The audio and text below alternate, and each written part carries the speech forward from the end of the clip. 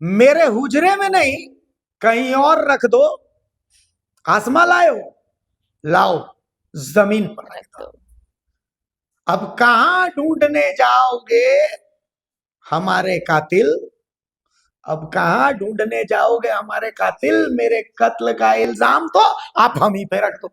राहत इंदौरी ने जब ये कहा था तो उन्होंने कभी नहीं सोचा था कि जिस बीजेपी का वो विरोध करते करते मर जा रहे हैं, उसी बीजेपी के एक राज्य की स्थिति पर ये उनका शेर बिल्कुल फिट बैठेगा, सटीक बैठेगा। नमस्कार, जोहार, मैं अभिषेक भारती और हमारे साथ सहयोगी आरती हैं, द भारत मित्र देख रहे हैं आप।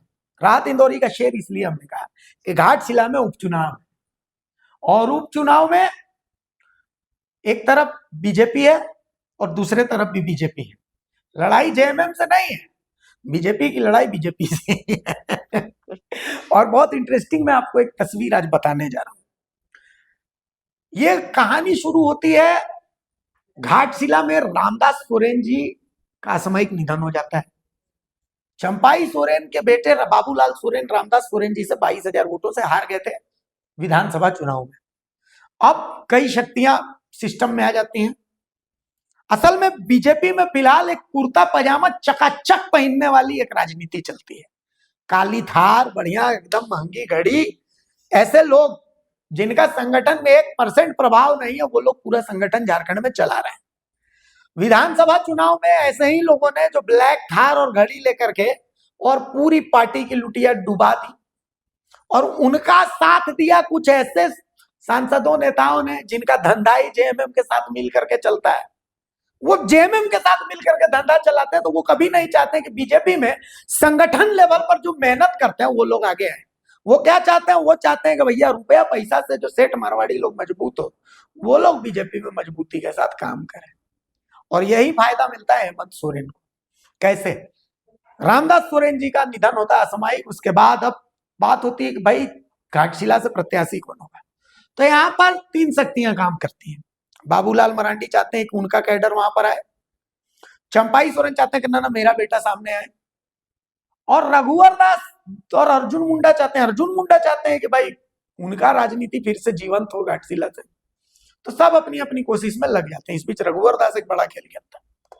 अब देखिए, बीजेपी का जो आला कमान झारखंड का है, काली थार वाले लोग, इन लोगों को चाहिए था कि ये जो 4 अलग अलग ध्रुव हैं, इन ध्रुवों को एक किया जाए, लेकिन नहीं।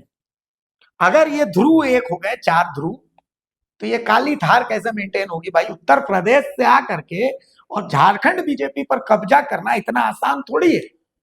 इस पर कब्जा करके अपना काम चलाने के लिए इन चारों ध्रुवों को लड़वाना जरूरी है। आप समझिए, बाबूलाल मरांडी झारखंड के खतियानी आदमी, चंपाई सोरेन झारखंड के खतियानी आदिवासी, अर्जुन मुंडा झारखंड के खतियानी आदिवासी, रघुवर दास भी हैं स्थानीय, चलिए छत्तीसगढ़ का आप कह देते, लेकिन है स्थानीय, कहते हैं कि मेरे जन्म में यही हुआ। लेकिन जो संगठन में अभी संगठन के जो मतलब सिपहसालार हैं, वो तो उत्तर प्रदेश से है, काली थार में चलते हैं, बढ़िया एकदम, मतलब बढ़िया पकड़ रखते हैं, समझे ना? बढ़िया जहां भी जाते हैं बढ़िया होटल में ठहरते हैं। जो उनके सबसे प्रिय हैं वो जेएमएम के साथ मिलकर के धंधा करते हैं, राज्यसभा में आवाज बुलंद कर देते हैं। तो हो क्या रहा है? पहले तो कोशिश की गई कि बाबूलाल सोरेन को टिकट मिले ना, चलिए चंपाई सोरेन लड़ भिड़ करके ले लिए, इसलिए क्योंकि फिर यह हुआ कि भाई सोमेश सोरेन का पलड़ा भारी है। तो अब जो है बाबूलाल सोरेन अगर हार जाते हैं तो चंपाई का कहानी खत्म। तो बाबूलाल सोरेन को दिलवाइए टिकट, हम लोग हरमाने में काम करेंगे। अब देखिए क्या हो रहा है। ये ऊपर के ही बाबूलाल मरांडी तो प्रदेश अध्यक्ष, उनकी मजबूरी है कि वो जाकर के 1-2 सभा कर दे रहे घाटशिला। रघुवर दास एक भी सभा नहीं, अर्जुन मुंडा कोई सभा नहीं। कौन सभा कर रहा है वहां पर? मेहनत कौन कर रहा है? भानु प्रताप शाही, जो अपने बल पर 10 को वोट नहीं दिलवा पाएंगे वहां, खुद अपनी सीट बचा नहीं पाए। और दूसरी तरफ जेएमएम को देखिए, मास्टर स्ट्रोक देखिए, जोबा मांझी, सविता महतो, हफीजुल हसन, सारे सुदीप कुमार आप सोनू, कहें तो पूरी कैबिनेट है वहां पे, पूरी कैबिनेट उधर लगा दी, कैबिनेट है। तो पूत के पांव पालने में दिख जाते हैं।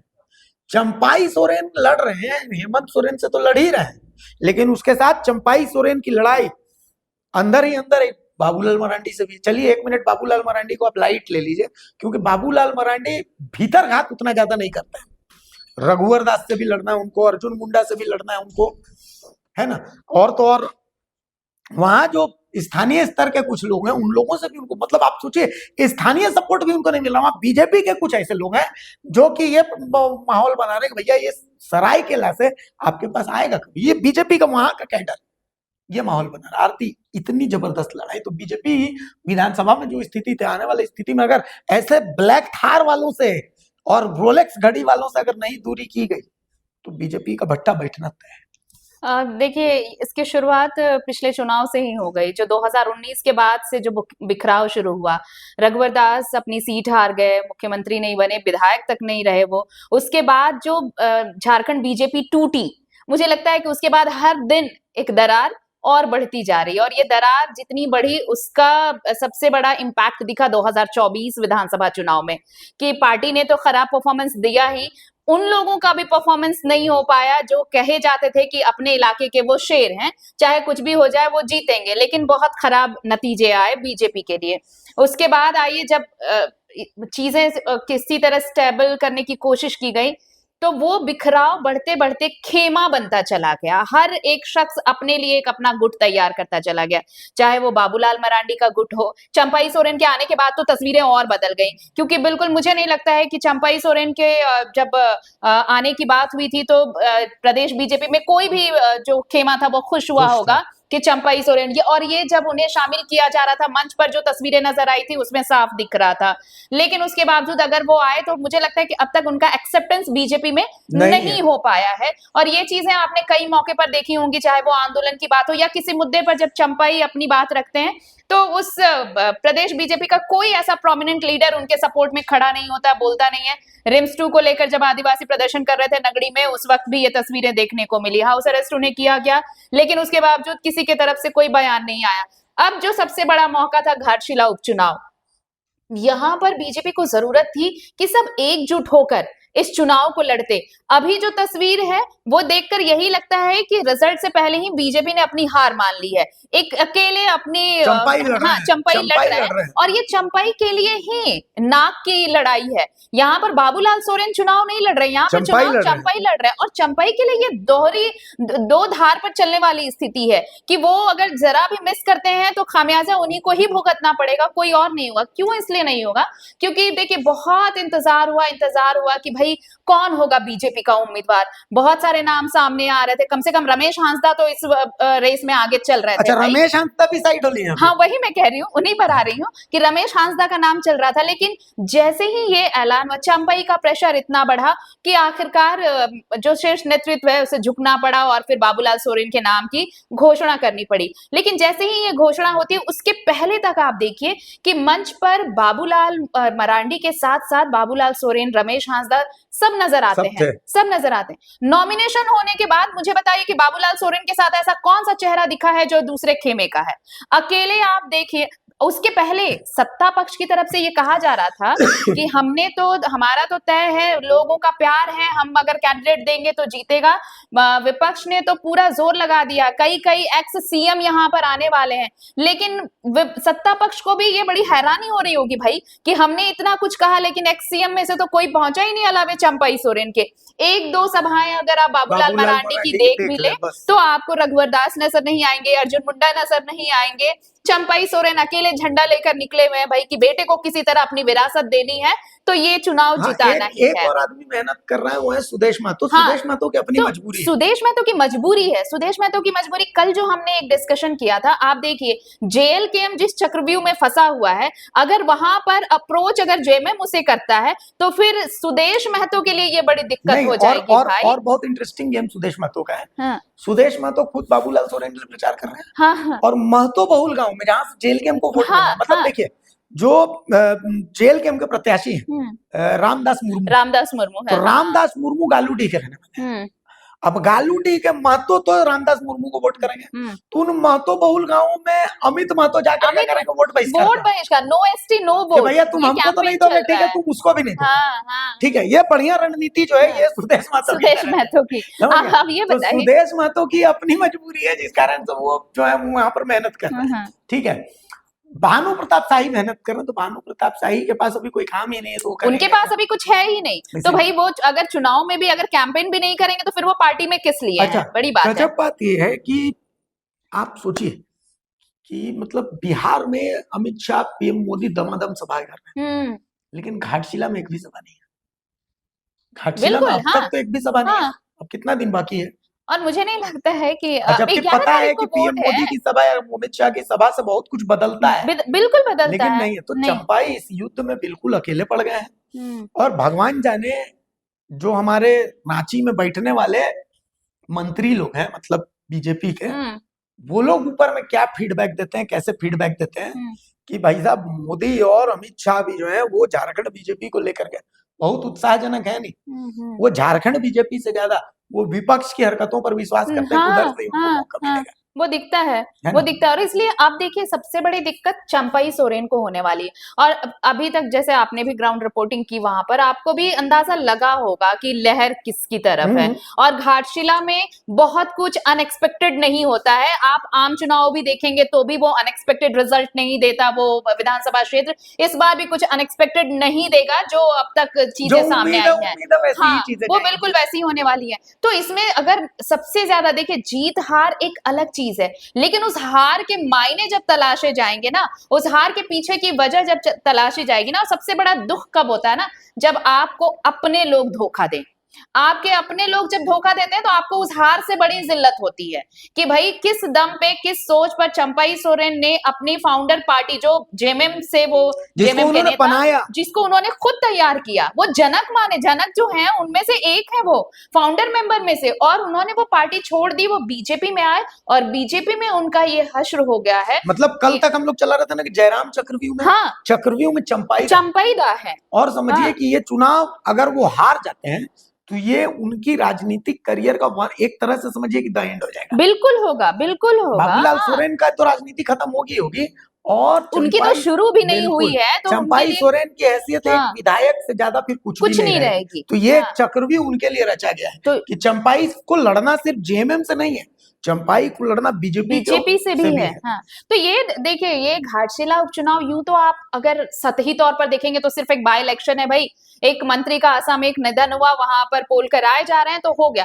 लेकिन अगर आप इनको अलग अलग पर्सपेक्ट्स में देखेंगे ना, तो कई चीजें सामने आएंगी। और सबसे जो बड़ी चीज दो लोगों के लिए, एक तो बीजेपी के लिए, बीजेपी में चंपाई सोरेन की स्थिति क्या होगी इस रिजल्ट के बाद। बाबूलाल सोरेन का कुछ नहीं बिगड़ने वाला, उनके पास खोने के लिए कुछ भी नहीं पिता है। की विरासत है। हाँ, अगर वो आगे बढ़ते हैं तो फिर वो अपने पिता और की एक और लेगेसी चीज को है, आगे ले एक और जाएंगे। चीज है, और जेएमएम के पास भी देखिए दिक्कत यही है, जेएमएम का पूरा कैडर तो लगा हुआ है, वाम दल का कैडर भी लगा हुआ है, लेकिन एक कैडर है जो वहां खेल बिगाड़ भी सकता है, और उस कैडर का नाम है कांग्रेस का कैडर, प्रदीप बालमुचू का कैडर। कहाँ है? जो आदमी सबसे शांत होता है ना, वो आदमी सबसे खतरनाक। और देखिए ये प्रदीप बालमुचू की जो औकात है, भले आज 10,000 वोटों की ही है, हो सकता है 10,000 वोटों की हो सकता है ज्यादा की हो, कम की हो, लेकिन प्रदीप बालमुचू का शांत रहना ज्यादा खतरनाक है। प्रदीप बालमुचू, चूंकि देखिए कैडर, जब भी आप जब जाइएगा घाटशिला तो आप देखिएगा, आप जब सुरदा क्रॉसिंग के पास जाइएगा तो आपको दिखेगा कि जेएमएम के लोग वहां बैठ के मीटिंग कर रहे हैं। अब पावटा जाइएगा, जेएमएम का कार्यालय, वहां देखिएगा 10 गो जेएमएम वाला बैठ के मीटिंग कर रहा है। आप जब मुसाबनी जाइएगा तो वहां पर देखिएगा 10 गो वाम दल वाला वहां जाकर के मेहनत कर रहा है। आप जब मऊ भंडार जाइएगा तो वहां देखिएगा कि 10 को जो एचसीएल का मजदूर यूनियन वाला, लाल झंडा वाला लोग, वो लोग बैठ करके और रणनीति बना, तो ये 10 लोग 10 वोट को अपनी तरफ करेंगे। लेकिन आपको कहीं भी घाटशिला में भी नहीं दिखेगा कि कांग्रेस वाला बैठ करके रणनीति बना रखना ना नहीं, तो ये चिंता जेएमएम की शुरू से, जब नॉमिनेशन के लिए बात हुई थी कि प्रत्याशी कौन होगा, क्योंकि प्रदीप बलमुचू बहुत उम्मीद लगाए बैठे थे कि शायद इस बार कांग्रेस को यहाँ से मौका मिल जाए, प्रदीप बलमुचू को मौका मिल जाए, भले ये सिंबल कोई भी रहा हो, रहे, उनको फर्क नहीं पड़ता, लेकिन उन्हें मौका मिलना चाहिए था, उन्हें बहुत उम्मीदें थी। और जैसे ही देखिए ये नॉमिनेशन होता है, प्रदीप बलमुचू असम में रहते हैं, असम में जाकर वो संगठन के कामकाज देख रहे हैं, तो वहां असम में पार्टी को वो मजबूत कर रहे हैं। यहाँ पे घाटशिला में चुनाव है, पार्टी को आपकी जरूरत है, तो ये चुप्पी जेएमएम को चुभ रही है कि भले ही वो अच्छा, एक और बात, हाँ, हेमंत सोरेन कच्चे खिलाड़ी नहीं, माहिर खिलाड़ी है। उन्होंने भी देख लिया है कि भाई प्रदीप बालमुचू अगर नुकसान भी करेंगे तो कितना करेंगे, तो जो उनका इंटरनल आंकड़ा है कि 5,000 वोट से ज्यादा उनकी हैसियत नहीं है, तो इसीलिए प्रदीप बालमुचू को पूरी तरीके से इग्नोर भी मार दिया गया कि आप नुकसान ही कर लो, उससे फर्क नहीं पड़ना है जेएमएम को। क्योंकि आप जितना नुकसान करोगे उससे ज्यादा चंपाई को रघुवर और अर्जुन मुंडा मिलकर नुकसान पहुंचाते रहे। और वही फायदा होगा तो इनका। इसीलिए मतलब इसीलिए उन्होंने बहुत सधी हुई रणनीति खेली है ना। आप देखिए ना कि कल हमने रिपोर्ट दिखाई ना दिखाई, जोबा मांझी सविता महतो, महतो मांझी भाई भाई, नारा किसका? हाँ गुरु जी बिल्कुल, का। गुरु जी का। घाटशिला में यही हाँ नारा चल रहा हाँ है ना। अभी दशरथ ने रिपोर्ट दिखाई कि देखिए बिजली की दिक्कत नहीं, लोग संतुष्ट है वहां हाँ पर हाँ कि ठीक है। हाँ। रामदास जी का उन्हें बस हमने एक 6 महीने पहले हाँ वोट दे दिया था, अब ठीक है हम लोग खुश हैं, मतलब ऐसा कुछ नहीं है। हाँ हमारे हाँ। बीच के आदमी तो फोन करने में फोन उठा लेते थे, हम लोगों के लिए यही बहुत है। हम्म, और माहौल भी यही तैयार किया गया है कि आप घाटशिला में मदद करने के लिए पोटका से आएगा, तो पोटका से कौन आएगा? संजीव सत्तार आएंगे। हाँ बहरागोड़ा से आएगा, तो बहरागोड़ा से कौन आएगा? समीर महांती समीर आएंगे। मोहंती। हाँ और वहां पर माहौल टाइट किए हुए कुणाल सारंगी घूम घूम के चारों तरफ के, भैया हम तो है ही ना, हम तो तो आप लोगों हैं के तो लिए। आप लोग के लिए। ठीक है। हाँ। और चंपाई के लिए वहां स्थानीय बीजेपी का कैडर खड़ा नहीं हो रहा। अब बाबूलाल सोरेन, आप ट्विटर पे जाइएगा, बाबूलाल सोरेन को देखिएगा तो देखिएगा बाबूलाल सोरेन बीजेपी घाटशिला, उन्होंने अपने कैप्शन में डाल रखा बीजेपी घाटशिला, जबकि वो रहने वाले सरायकेला के हैं, वो जिलिंगोड़ा है। तो समझ रहे, ये बाहर से उतरने के बाद जब तक आपको स्थानीय सपोर्ट नहीं मिलेगा ना, ये चंपाई तो के सामने वही सबसे चीज है बड़ी ना, देखिए सबसे बड़ी बात है कि उनकी हार जो होगी वो इसलिए भी नहीं होगी कि जेएमएम का सिंपैथी वोट है और जेएमएम का कैडर मजबूत है, इसलिए नहीं। यहाँ भीतरघात इन्हें ले डूबेगा, इन्हें अपने लोगों का सपोर्ट नहीं मिलेगा बाबूलाल सोरेन को, इसलिए बाबूलाल सोरेन को सपोर्ट नहीं मिलेगा, इसलिए हार चंपाई सोरेन की होने वाली है। तो ये कुल मिलाकर अभी जो संभावनाएं और आशंकाएं नजर आ रही हैं, हालांकि देखिए बहुत अनएक्सपेक्टेड होता है जब मैंडेट आता है तो। और देखिए भाई, हम लोग ठहरे मीडिया है, हमारी शुभकामनाएं सोमेश सोरेन के साथ भी हैं, हमारी शुभकामनाएं चंपाई सोरेन के साथ भी और हैं, रामदास हमारी मुर्मू के साथ है, शुभकामनाएं रामदास मुर्मू के साथ भी हैं, हमारी शुभकामनाएं मनसाराम विकास हेम्ब्रम के साथ और भी हैं, मनसाराम हांसदा के साथ और भी है। मनसाराम हांसदा के साथ भी। अच्छा, विकास हेम्ब्रम को भी लाइट में अगर कोई ले रहा है तो तो गलती है, बहुत बड़ी गलतफहमी में, मैं हाँ। आपको बता रहा हूँ। हार और जीत के बीच का जो अंतर रहने वाले हैं, ये 2-3 निर्दलीय रहने वाले हैं। रामदास मुर्मू से ऊपर अगर लोग रहने वाले ना, तो ये लोग विकास हेम्ब्रम, पंचानन मनसाराम। सोरेन, मनसाराम हांसदा, ऐसे लोग रहने वाले।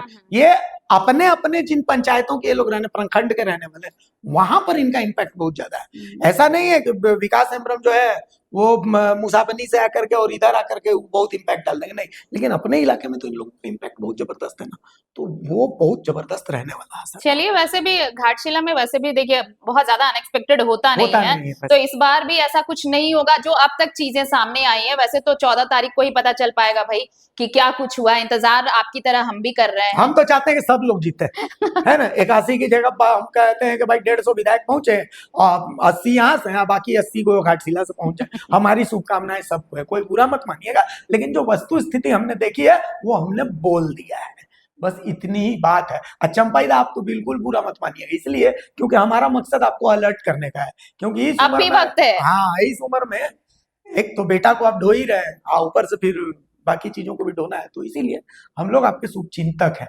बाकी एक शेर है, पुराने शायर का शेर है कि भाई पेड़ से टूट कर पत्ता किसी काम का नहीं रहता, तो तुम मुझसे खुद को जुदा कुछ सोच कर करना। तो ये पुराने शायर का शेर है, कुछ सोच के ही उन्होंने लिखा होगा। नमस्कार रहेगा, जोहार भी रहेगा।